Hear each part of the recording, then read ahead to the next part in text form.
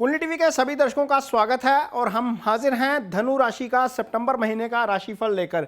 ये राशिफल हमने एक नए तरीके से नए फॉर्मेट में तैयार किया है ताकि आपको समझने में भी आसानी हो और हमें बताने में भी थोड़ी सी आसानी हो और ये भी लगे कि ये बिल्कुल लाइव राशिफल है, इसमें कोई ट्रांसक्रिप्ट नहीं है, कोई इसकी स्क्रिप्ट तैयार नहीं की गई है। ये बिल्कुल आपको लाइव बताया जाएगा कि आपकी कुंडली में या आपकी राशि में सितंबर महीने के दौरान ग्रहों का गोचर किस तरीके से होगा और वो ग्रहों का गोचर आपकी कुंडली को किस तरीके से प्रभावित करेगा, यानी कि सितंबर का महीना आपके लिए कैसा रहेगा।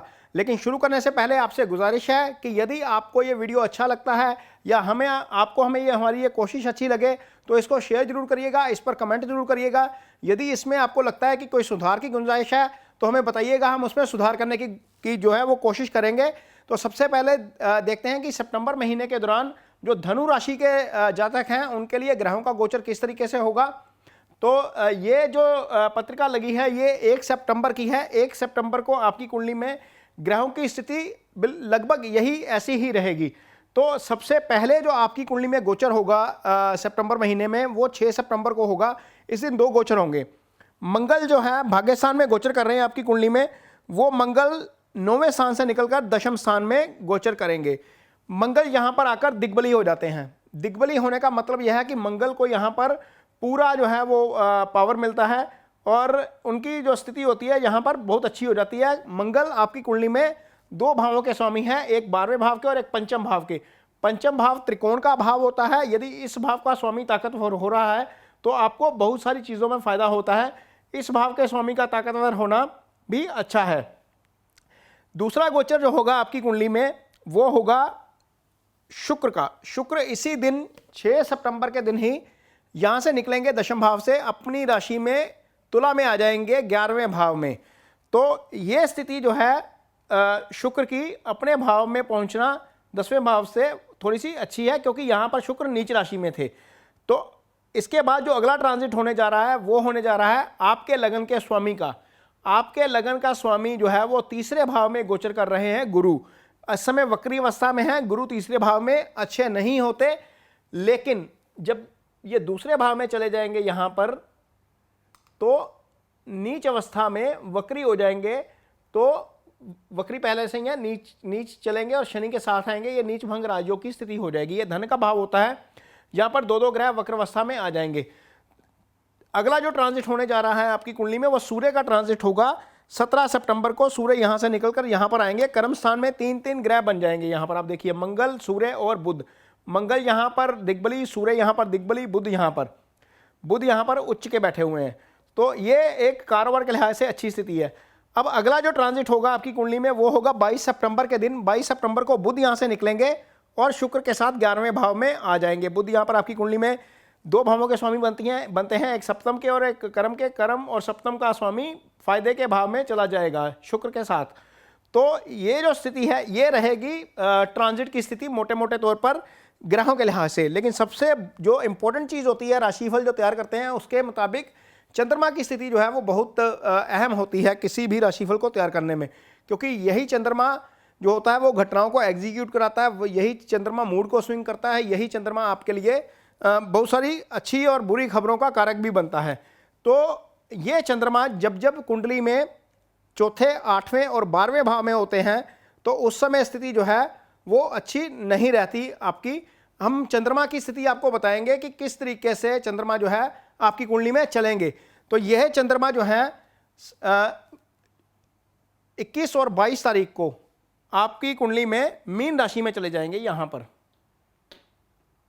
21 और 22 सितंबर, क्योंकि ये 4था भाव है। 4थे भाव में ट्रांजिट करना चंद्रमा का अच्छा नहीं होता। तो आपको ये बात ध्यान में रखनी पड़ेगी कि 4थे, 8वें, 12वें में जब जब चंद्रमा आए तो आप थोड़ा सा ध्यान रखें। ये चंद्रमा 4 और 5 अगस्त को सितंबर को कर्क राशि में होंगे।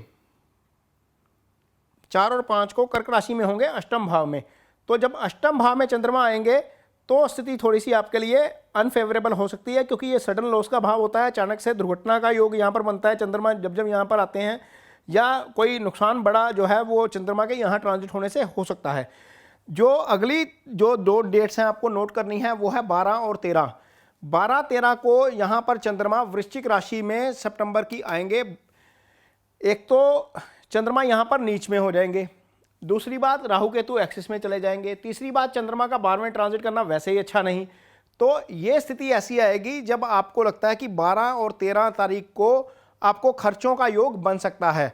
तो ये 6 डेट्स जो है वो आपको ध्यान में रखनी है सितंबर महीने की, जब चंद्रमा की स्थिति आपके लिए फेवरेबल नहीं होगी इस कुंडली के लिहाज से, आपकी लगन पत्रिका के लिहाज से, आपकी चंद्र पत्रिका के लिहाज से, या जो आपकी राशि बनती है यदि धनु बनती है नाम के हिसाब से तो उस लिहाज से।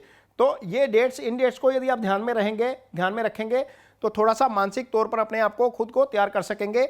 सितंबर की 4, 5, 12, 13, 21 और 22 ये 6 तिथियां हैं जो बहुत ज़्यादा फेवरेबल नहीं है आपके लिए।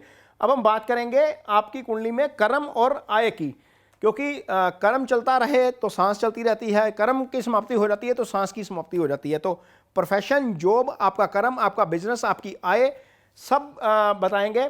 यहाँ पर स्थिति ये बड़ी फेवरेबल है। ये स्थिति जो है धनु लगन के लिए बहुत, धनु लगन या धनु राशि के लिए बहुत फेवरेबल हो गई है, खासतौर पर 17 सितंबर के बाद। देखिए, सूर्य और मंगल दोनों यहाँ पर दिग्बली होते हैं। ये कर्म का भाव है, कहने को कह सकते हैं कि पापी ग्रह है, लेकिन आपकी कुंडली में भाग्य स्थान का स्वामी दिग्बली, पंचम का स्वामी दिग्बली, तो यह स्थिति बहुत अच्छी हो गई। यानी कि यदि आप इजी गेन्स वाला कोई काम करते हैं, आप शेयर मार्केट में निवेश करते हैं, आप कोई इस तरह का काम करते हैं जिसमें आपको इजी गेन्स लगते हैं, या इन्वेस्टमेंट करते हैं जिसपे आपको लगता है कि इजीली पैसा आ सकता है, कमोडिटी में कई लोग निवेश करते हैं, कई लोग मेटल्स में निवेश करते हैं, कुछ लोग एग्री कमोडिटी में निवेश करते हैं, इस लिहाज से कि कुछ अर्निंग्स आ सके, तो ये स्थिति उनके लिए अच्छी रह जाएगी, क्योंकि इजी गेन्स का भाव जो है उसका मालिक जाकर दिग्बली हो गया भाग्यस्थान के मालिक के साथ। अब दोनों ही त्रिकोण हैं, देखिए ये दोनों ही त्रिकोण भाव होते हैं कुंडली के, ये वाले दोनों त्रिकोणों के भावों का स्वामी जाकर जो है वो बैठ गए केंद्र में, और बैठे भी बुध की राशि में। यानी कि जो लोग कारोबारी हैं उनके लिए तो बहुत सोने पर सुहागे वाली स्थिति हो गई, क्योंकि कारोबार वाले भाव का स्वामी, कारोबार वाले भाव का मालिक जाकर बैठ गया फायदे वाले भाव में, भाग्यस्थान का स्वामी बैठ गया कर्म भाव में, इजी गेन के भाव का स्वामी यहाँ पर बैठ गया कर्म भाव में। तो यह स्थिति एक तरीके से बड़ी अच्छी है। सितंबर महीने के दौरान, खासतौर पर 17 सितंबर को जब सूर्य यहाँ पर आ जाएंगे, उसके बाद स्थिति बहुत अच्छी हो जाएगी, ज़्यादा अच्छी हो जाएगी। पहले भी अच्छी रहेगी क्योंकि मंगल 6 तारीख को ही ट्रांजिट कर जाएंगे। तो ये स्थिति आपके लिए बड़ी अच्छी रहेगी। सितंबर का महीना कारोबार और आय के लिहाज से बहुत अच्छा रहने वाला है। अब हम बात करेंगे आपकी कुंडली में ये स्थिति, रिलेशनशिप की स्थिति कैसे रहेगी। ये भाव जो होता है, मैरिड कपल्स जो हैं उनके लिए रिलेशनशिप का भाव होता है सप्तम भाव। यहाँ से शादी देखी जाती है, यहाँ से पार्टनरशिप देखी जाती है, यहाँ से आपका रिलेशनशिप देखा जाता है। तो इस भाव के स्वामी का पंचम में जाना अच्छा, ये इस भाव के स्वामी बुध बनते हैं। शुक्र के साथ जाना अच्छा, शुक्र मैरिज के कारक ग्रह हैं, दोनों ग्रह सप्तम से पंचम बैठे हुए हैं। ये स्थिति बहुत अच्छी है रिलेशनशिप के लिहाज से। यदि किसी का रिलेशनशिप अच्छा नहीं चल रहा है अपने पार्टनर के साथ, तो सितंबर महीने के दौरान उनको अच्छी खबर आ सकती है, आपस में पैचअप हो सकता है, या जो तालमेल बिगड़ा हुआ है वो तालमेल बन सकता है। स्थितियां जो हैं वो पहले से अच्छी हो जाएंगी आपकी कुंडली के लिहाज से, क्योंकि सप्तम की स्थिति जो है वो बेटर हो रही है। यहाँ पर फायदे वाले भाव में चला गया, पंचम अपने से पंचम में चला गया है। तो जहाँ तक बात है सिंगल्स की, यदि हम बात करते हैं तो सिंगल्स के लिए भी स्थिति अच्छी है, क्योंकि ये भाव जो होता है ये इजी गेन्स के भाव के साथ साथ प्रेम का भाव भी होता है। तो यदि प्रेम के भाव का मालिक जाकर बिल्कुल दिग्बली स्थिति में जाकर बैठ जाए तो वो स्थिति आपके लिए अच्छी है। इस राशि के जो सिंगल्स अपनी फीलिंग्स एक्सप्रेस करना चाहते हैं अपने पार्टनर के साथ, या अपने पार्टनर के साथ समय बिताना चाहते हैं, उनको समय नहीं मिल रहा, तो ये स्थिति आपके लिए थोड़ी सी फायदेमंद हो जाएगी। खासतौर पर मिड ऑफ सितंबर के बाद ये स्थिति ज़्यादा अच्छी हो जाएगी आपके लिए। और सिंगल्स को काफ़ी जो है वो सितंबर महीने के दौरान उनका जो है वो समय अच्छा रहेगा। अब हम बात करेंगे कि आपके लिए आपकी कुंडली के लिहाज से हेल्थ की स्थिति कैसी है। लेकिन यहाँ पर हेल्थ को लेकर थोड़ा सा कंसर्न मुझे ज़रूर लग रहा है। उसका कारण ये है कि ये भाव होता है बीमारी का भाव, लिटिगेशन, एलिगेशन और बीमारी का भाव होता है छठा भाव, जहाँ पर राहु ऑलरेडी विराजमान है। इस भाव के मालिक शुक्र बनते हैं, वो चले गए अपने से छठे भाव में। यहाँ से पंचम गए थे बुध, लेकिन यहाँ से शुक्र छठे भाव में चले गए। छठे का छठे से छठे जाना अच्छा नहीं है सेहत के लिहाज से। दूसरी बात, यहाँ पर केतु की दृष्टि पड़ रही है सीधी, राहु केतु एक्सिस में है। यहाँ पर यदि हम देखते हैं तो छठे का मालिक सूर्य मंगल केतु के बीच में, ये अगेन पाप कर्तरी में आ गया। तो सेहत को लेकर थोड़ा सा कंसर्न जरूर है आपकी कुंडली में। सितंबर महीने के दौरान आपको अपना खान पान जरूर ध्यान रखना पड़ेगा, खान पान को लेकर। चंद्रमा खैर जब आएंगे, क्योंकि ये अष्टम के मालिक हैं, यहाँ से लंबी बीमारी देखी जाती है। चंद्रमा की डेट्स हमने आपको बता दी हैं। उन दिनों में ड्राइविंग स्लो करिएगा, आपके लिए थोड़ी सी दिक्कत वाली स्थिति हो सकती है। तो ये तो ओवरऑल हेल्थ का इशू था। यदि आपको कोई लंबी बीमारी चल रही है या कोई आपका कोई ऐसी चीज़ है जिसके ऊपर आप मेडिसिन ले रहे हैं, तो हो सकता है कि वो मेडिसिन अब काम करना शुरू कर दे। उसका कारण ये है कि यहाँ पर गुरु शनि सीधा देख रहे हैं, ये भाव एक्टिवेट हो गया है।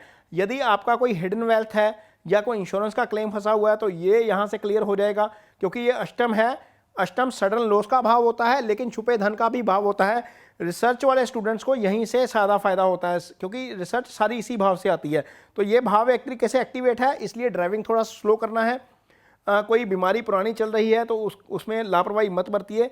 हालांकि दवाई जो है वो आपकी लगनी शुरू हो जाएगी, क्योंकि गुरु सीधा देख रहे हैं। तो ये स्थिति आपकी सेहत को लेकर है धनु राशि के जातकों के लिए सितंबर महीने के दौरान। तो ये तो था सितंबर महीने के लिए धनु राशि के जातकों का राशिफल।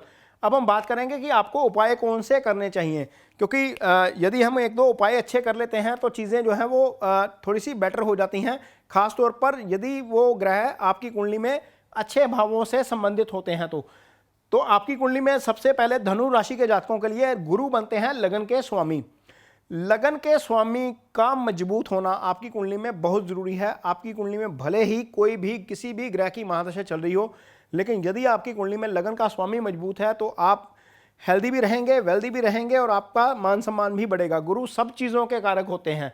आपके लिए ये अच्छी बात इसलिए है क्योंकि गुरु आपकी कुंडली में लगन के स्वामी हैं, राशि के स्वामी हैं। वो गुरु आय भाव के कारक होते हैं, धन भाव के कारक होते हैं, पंचम के कारक होते हैं, नवम के कारक होते हैं। आपकी कुंडली में लगन के स्वामी तो है ही हैं, तो आपकी कुंडली में चौथे भाव के भी स्वामी हैं। तो जहाँ पर गुरु की दृष्टि पड़ती है वो भाव भी प्रभावित होता है। यदि आप अपना उपाय करते हैं गुरु का, तो आप मान के चलिए आपकी कुंडली के 8 भावों के जो रिजल्ट्स हैं वो प्रभावित होते हैं। तो गुरु का उपाय करना क्या है? आपको एक फलदार पेड़ लगाना है, उस फलदार पेड़ की सेवा करनी है, क्योंकि गुरु जो है वो फलों के कारक ग्रह हैं। यदि आप फलदार पेड़ लगाकर उसकी सेवा करते हैं, जैसे जैसे वो पेड़ बढ़ता है वैसे वैसे आपकी कुंडली में गुरु का प्रभाव अच्छा होता जाएगा। आप एक पेड़ जरूर लगाइए, आपको निश्चित तौर पर ये काम जरूर करना चाहिए। दूसरा उपाय जो आप कर सकते हैं वो शुक्र का कर सकते हैं। शुक्र जो है वो आपकी कुंडली में आय स्थान के स्वामी हैं। यदि आय को बढ़ाना है तो आप गायों की सेवा जरूर करिए। गौ माता की सेवा करने से शुक्र का जो है वो पुण्य लगता है। शुक्र जो है वो अच्छे होते हैं आपकी कुंडली में। पुराने ज़माने में जब कन्यादान किया जाता था तो उस समय रिटर्न में जो है वो लड़के का बेटा गौ दान करता था। गौ को शुक्र के बराबर माना गया है। तो शुक्र के उपाय के तौर पर गऊ को चारा दे सकते हैं, गऊ को आटे का पेड़ा, गुड़ दे सकते हैं। आप अपने हाथ से शुक्रवार देंगे या शुक्र के नक्षत्र में देंगे तो बहुत अच्छा है आपके लिए। तो ये 2 उपाय आपको निश्चित तौर पर करने चाहिए। इससे आपको काफ़ी फायदा होगा धनु राशि के जातकों को। ये आपको राशिफल, ये कोशिश कैसी लगी आप हमें कमेंट करके ज़रूर बताइए। हमें आपके कमेंट्स का, आपकी फीडबैक का इंतज़ार रहेगा। अब मुझे दीजिए इजाज़त। नमस्कार।